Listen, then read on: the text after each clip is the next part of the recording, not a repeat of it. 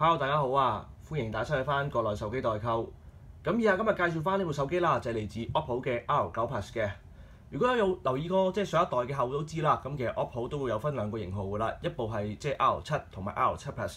咁嚟到今次 R9啦，亦都唔例外嘅，分別會有 R9啦同埋 R9 Plus 嘅。咁顧名思義啦 ，Plus 其實本身個屏幕方面會大啲嘅，同埋 R9 Plus 嘅話，另外個電池方面亦都會比 R9 大嘅。咁其實今日為大家介紹翻先啦。咁首先睇翻個外觀包裝盒啦，咁其實就全白色設計啦。咁其實個 size 方面其實同翻上一代嘅 R7 Plus 差唔多嘅啫。咁打開個包裝盒啦，亦都見到個 R9 Plus 嘅手機啦。咁就跟機有啲咩配件咧？咁其實同大家望一望先啦。咁跟機方面啦，會有分個耳機啦、火牛啦、數據線啦。咁另外有啲簡單嘅說明書吉針喺度嘅。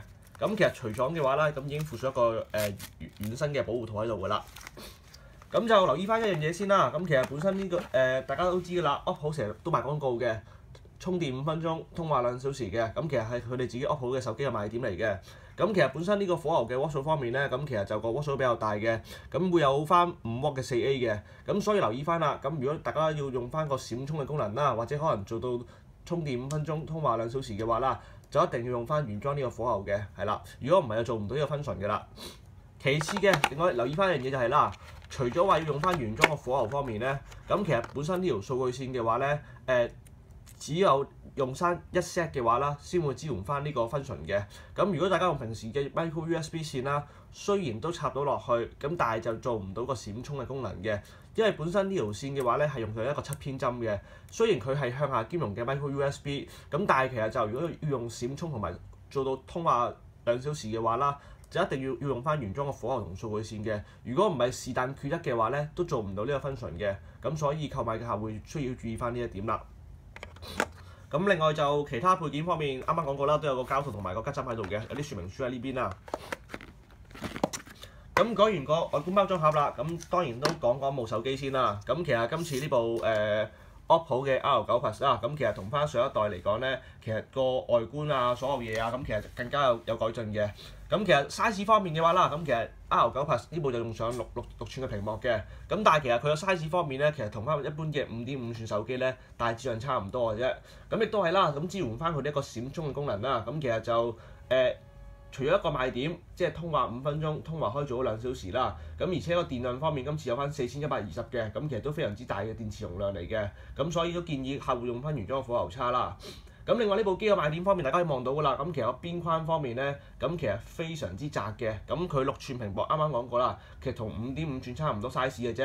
咁而喺邊框呢個位嘅話咧，咁只係1.76mm 嘅啫。咁其實就可以望到個白邊方面咧，都非常之幼細嘅。咁其實基本上接近個白邊係非常之睇唔到咁滯啦。咁其實啱啱講過係1.76mm嘅啫。咁當然佢又未做到無邊框個效果嘅。手感方面嘅話啦，咁其實揸上手嘅話咧非常之好嘅。咁另外指紋解鎖方面啦，咁佢廠方都講到明啦，咁其實就係用翻0.2秒去解鎖嘅。咁而且佢呢個指紋解鎖嘅話咧，係會有一個自動學習嘅能力嘅。咁其實會因應翻客戶唔同嘅解鎖嘅次數啦，會不斷去學習嘅。咁變相嚟講，其實就喺個解鎖方面嚟講咧，大家只要按多幾次嘅話，可能佢個效果方面會更加好嘅。咁其實呢部機另外一個賣點啦，咁其實就用上一個Snapdragon 652嘅 CPU 啦，咁其實就跑分方面都非常之高嘅。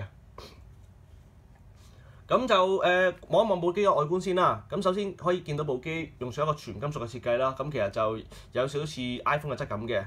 機嘅右邊啦會有個 power 鍵啦，咁另外就有個卡槽嘅。咁留意翻都係啦，咁其實佢都寫到明㗎啦。咁呢部機亦都係啦，卡2同埋 SD 卡嘅共用設計嚟嘅。咁如果假設大家用嗰兩張卡嘅時候啦，就唔能夠加翻 SD 卡㗎啦。相反，如果加入 SD 卡嘅話啦，就只能夠單卡使用翻嘅。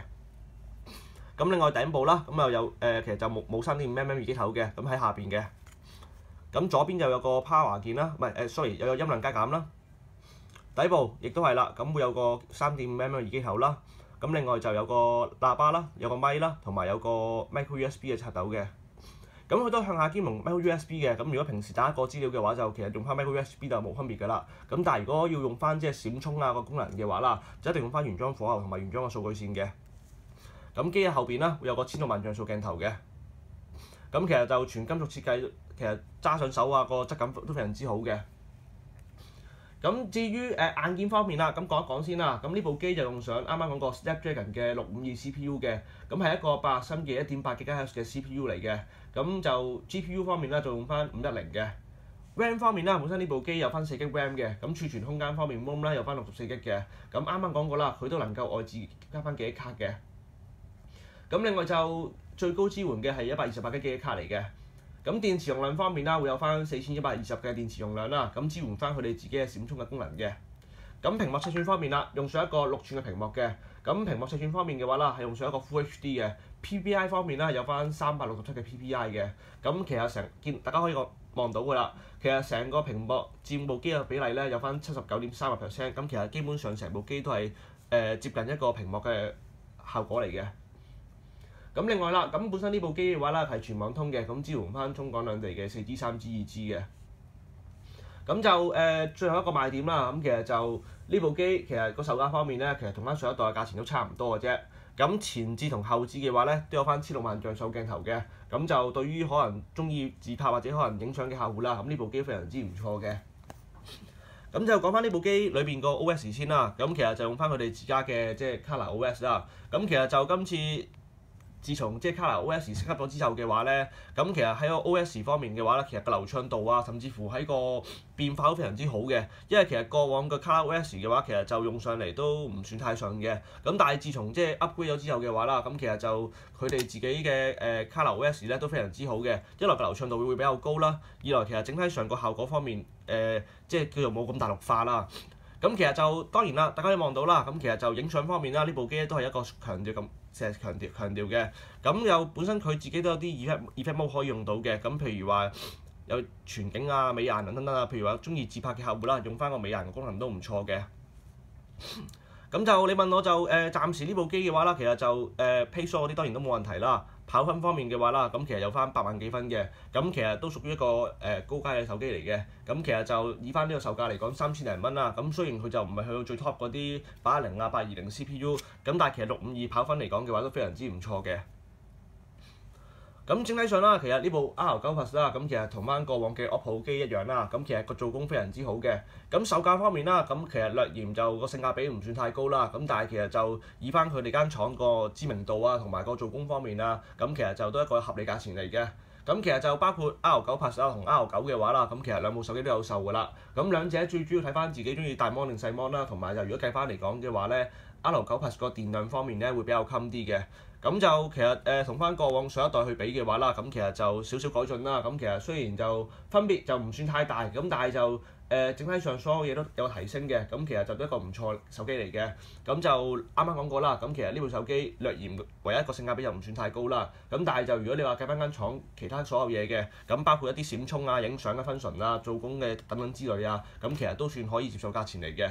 咁現時呢部手機嘅話啦，喺我哋呢邊國內手機台已經有售㗎啦。有需要嘅客戶隨時聯絡翻我哋呢邊國內手機台查詢翻啦，多謝大家支持嘅。